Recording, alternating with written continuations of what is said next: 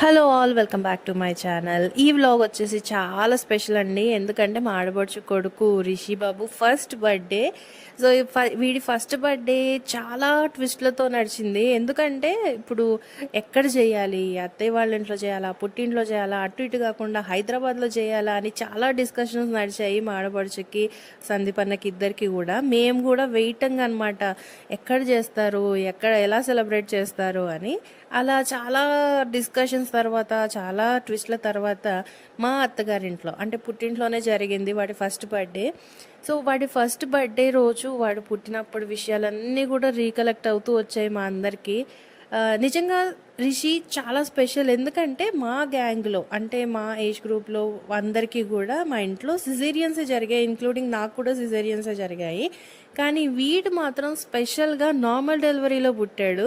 And వీడు పుట్టిన తర్వాత ఒక 2 days 3 days ఎన్ఐసీయూలో పెట్టారనమాట. ఎందుకంటే పాలు తాగట్లేదు సరిగ్గా అని చెప్పేసి సెకండ్ డే వాడిని చిల్డ్రన్ హాస్పిటల్లో పెట్టారు.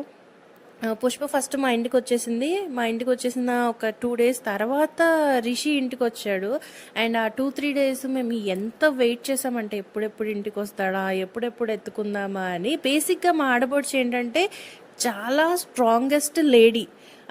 నాకు పెళ్ళైనప్పటి నుంచి నేను తనని చూస్తున్నాను కదా. అయితే కోపం వస్తుంది కానీ తను ఏడవడం, బాధపడడం అయితే నేను అసలు ఎప్పుడూ చూడలేదు.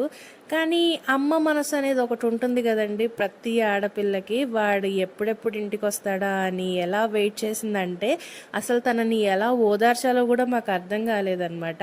అంత వీక్ అయిపోయింది. ఒక అమ్మ అయిన తర్వాత తను అంత వీక్ అయిపోయింది. తనని అంత బాధపడతాం, అంత ఏడవడం నేను అసలు అయితే ఎప్పుడు చూడలేదు.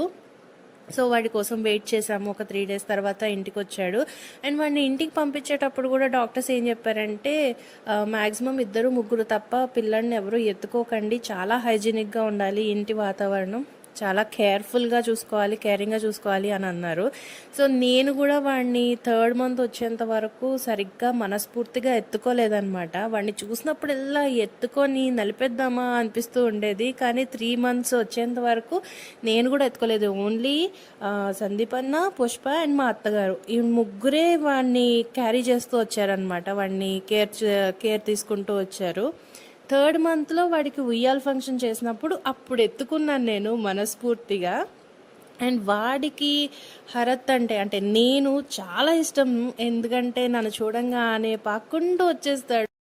నిజంగా చాలా హ్యాపీగా అనిపించింది. రిషి బాబు, నువ్వు ఇలాంటి బర్త్డేస్ ఇంకా చాలా చాలా హ్యాపీగా జరుపుకోవాలని మనస్ఫూర్తిగా కోరుకుంటుంది. Thank you so much for watching.